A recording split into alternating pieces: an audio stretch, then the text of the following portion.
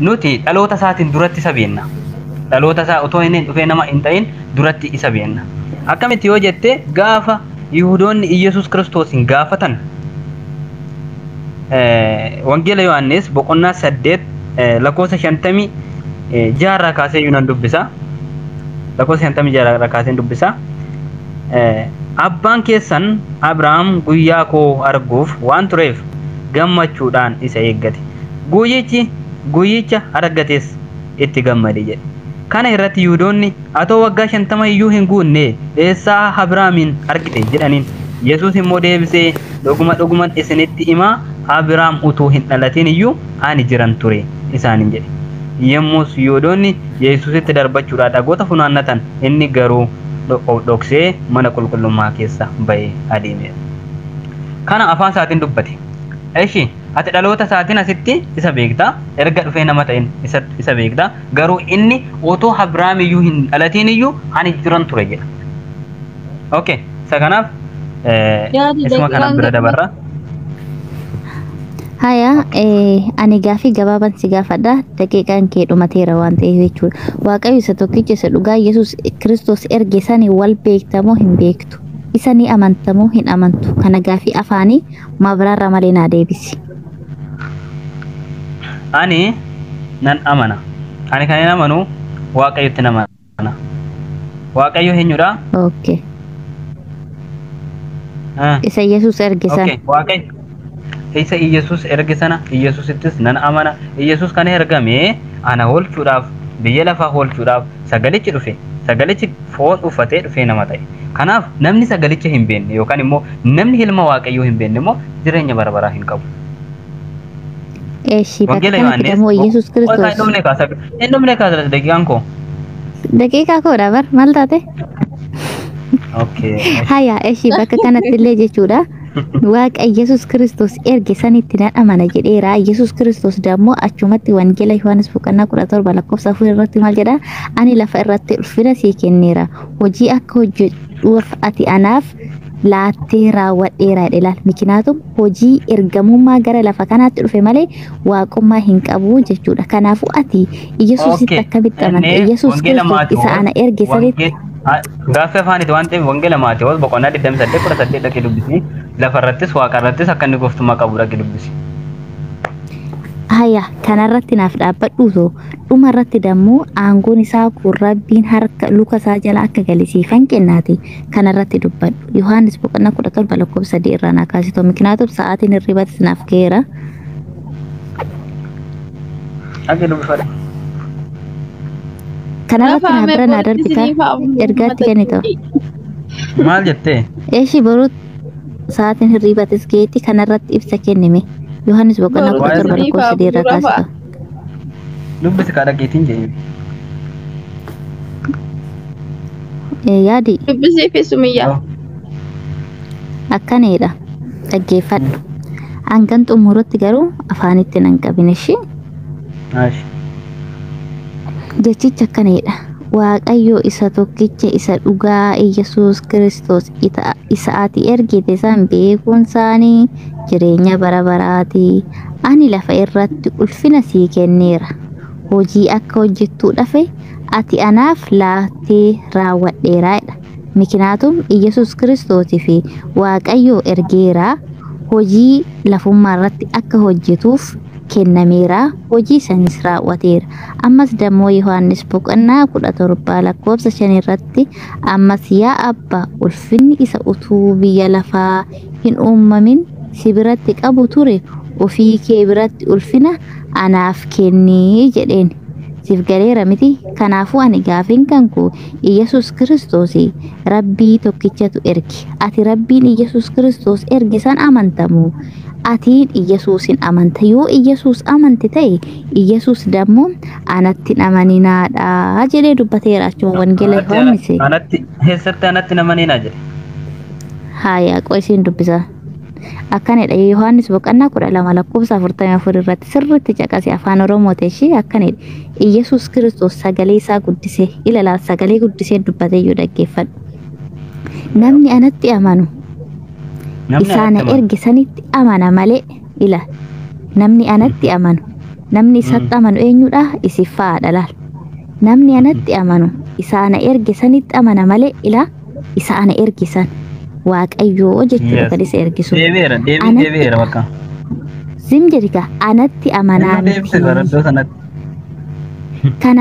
kanaafuu nuti Yesuus Kiristoositti yoo amanne nuti kan itti amannu jechuudha gaa waaqayyuma isa jedhamu sanatti amannaa jechuudha nuti Yesuus Kiristoositti amannu yoo isuma waaqayyo kan iddoo kanatti hin beeknu deebise namni hanatti amanu jedhe isuma hana erge sanatti amanaa jechuudha dubbiin dhumate bar mee irrasi deebi'amee obboleecha keessin galle afaan oromooti sirriitti caqasilaan namni anatti amane ilaal jechuudha ofirraa isin dhoorgaara wallaa warramti kaane iyyuu baddaa eshi caqasi kalaal laali Yesuus sagalee isaa guddisee inni illee mikinaatum namni sitti namana jedhaan inni aaree natti fakkaate sagaleedhaa ol guddisee namni anatti amanu kun immoo akka quraanatii miti obboloota koo dhiifama akka wangeelatitti ka dubbataa jirru namni anatti amanu isaana erge sanitti amana malee anatti amanaa miti isiniin jedhe miti jala sareeto anatti miti isiniin jedheera ati maaf isattan amanettare okay nuti Yesuus Kiristoositti yoo amannu kan nuti amannu immoo isuma isa erge sanadha jechuudha garaagarummaa hin qabu maaliif nuti yoo isa iyyuu beenne waaqni kan biraa kan jiraanne karuma isaatiin akka waaqayyo isa sanatti isuma waaqa lafa uume sanatti akka amannu dubbachaa jira ani immoo sum kana irratti tiksisii kenna wangeela Yohaannis boqonnaa isuma kana irratti tiksisii kenna saraan kan koomiti saraan kan kooti ganna naa dhageessu wangeela Yohaannis boqonnaa 3 lakkoofsa 35 irratti akkas jedha abbaan ilma isaa in jaalata waan hundumaas harka isaatti kenneera namni ilma waaqayyootti amanu jireenya bara baraa hin qaba ilma waaqayyoof kan hin abboomamne garuu jireenya in argatu dheekkamsa waaqayyootu isarratti afa malee jedha xumurte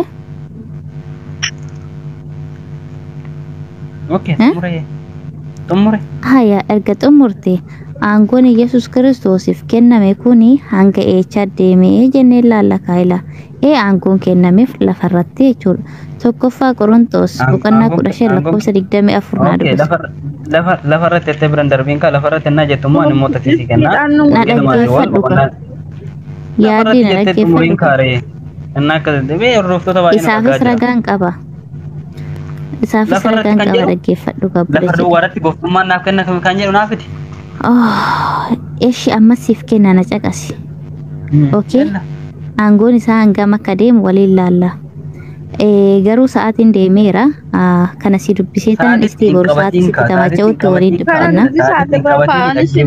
lafarratti naaf sa'aatiin deemeera gooftummaan hundinuu lafa qofarratti naaf kenname kan naaf jedhu dhaggeeffadhu okay haya kinoo siin dubbisa duratti si dubbiseen ture kana al tokko si dubbisitan bira darba yaada dubbatte irratti jechuudha Kiristoos immoo gooftummaan hunduu abummaan hunduu humni hundumas gurgoo mootummicha deebisee waaqayyo abbaatti ergee kanaan booda dhumni ni ta'a siif galeeramti dhumni echatti ta'a waaqayyo abbaatti harkatti malee isa harkatti miti jechuudha siif galee lakki aangoon kun hanga eecha deema yoonne Yohaannis boqonnaa 17 dhaga'eelaan Yohaannis boqonnaa 17 lakkoofsa 4 irrattis dammoo ani lafa irratti ulfina siif kenneera hojii akka hojjettuuf ati anaafis laattee raawwadheera eechatti lafa irratti ulfina siif kenneera waaqa irratti sontaan lafa irratti kanaafuu ani ragaa malee hin dubbanne sin jedha obboleessa kiyya qaalee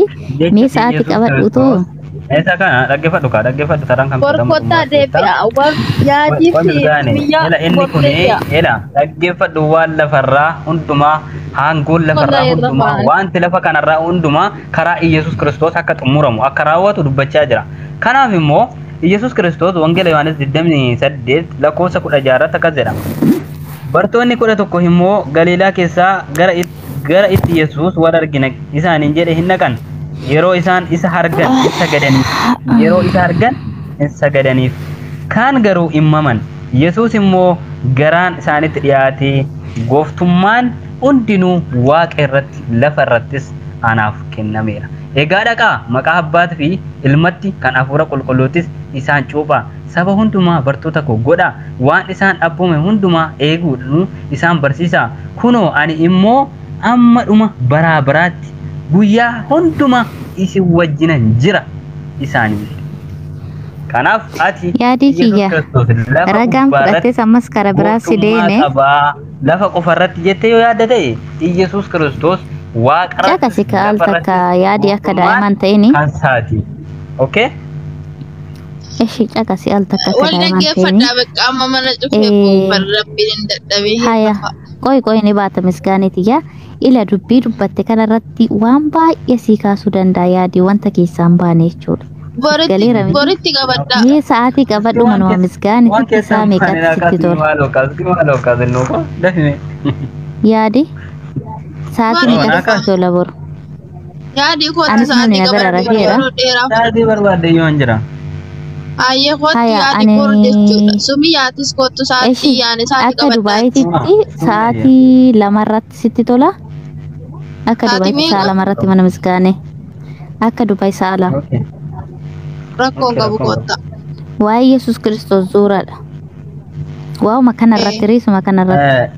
Okay. Quraana irraa sin gaafatan Haya. ta'uu ta'e jechuudha rakkoon qabu. Walii galla quraana La quraana irraa hin gaafatamu soorii. Ustaazonni ni jira waan ta'eef quraanaan dandeettii irraa barsiisuu hin qabu dandeettii baratuutiin qaba ammaaf waan ta'eef jechuudha. Sumiyyaa batti bichaa wal gaggeessa. Namni gaaffii gaafa tokko lachuudha barachuu qaba bara. Laala ani quraana irraa deebisuu hin danda'u sababiin isaa barsiistuu quraanaa miti waan ta'eef bakka kanatti. Atama dhalootaaf akka ifuu gaaffii gaafachaa jirta kaa? Rakkoon qabu kan beeku quraanaan gaafadha. Aangoo quraana irraa kan qaban namoonni jira waan ta'eefu. Beektaa? Dhugaa argattee yoo deemte garuu ati ijoollee barsiisuu armaaf jecha akkatti xaarta kaa? Eeyyeen ijoollee kanan barsiisu wangeelaadhaanuu akka wal beekanan barsiisa wangeela wannan beekuuf rakkoon hin jiru. Asumaan wantin tokkon jechuu barbaada obboleetta kiyya Islaamaa. Wannin jechuu barbaadu nuti waa'ee Yesuus Kiristoos yoo dubbannu akkanatti Yesuus Kiristoos wangeela ilaalchisneedha malee quraana ilaalchisnee miti mikinaatum quraana irratti ergama rabbii jira asirrattis ergama rabbii jira tokko wanti hubattan keessatti Yesuus Kiristoos wantoota adda addaa kaasnee yoon dubbadhu kana Amma dhiiska bakka boruu jette miti yookaan dhaggeeffadhu. laa isaan fanni yaada gaaf jechuudha. Itti fufnee haasofna. Yaadi- Isa ergamaa miti. Ana irra Waan fadhoo barbaadde egaa. jedhi. Waan Wayii barbaadde silkii jedhi. keessa yaadi Yaadi yaadi jedhu maalti fakkaate Otoo komantiidhaan jiru Yesuus waan- Kiristoos ijoollee tuquutu jira. Wantin jedheef ijoollee keenya jechaa jira ishee. Yesuus Kiristoos xiqqeessuu yaadi maaliif aan nan ba'a malee otoo xiqqeessitu taa'uun barbaadu. Bifa ga'a. Ilaan Inti xiqqaatu keessa jedha asii. rakkoon qabu. Wallaahi hin Qaxaroo xiqqaatu. walii Ani wanni qabdanii jedheef miti maalti sa'aatii namatti fakkaate? kottaa boru. Inshaallah nama boru maataati. Haya. Yesus warra komantiidhaan akkana jedhu jira isaan ilaalillee akka wangeelatitti hin tuqinaa jechuun barbaade Yesuus hin jaalanne. Sammuu baneeti ati gaaffii qofaaf hin deemini. Misgaanii galatoomi nagaatti ture.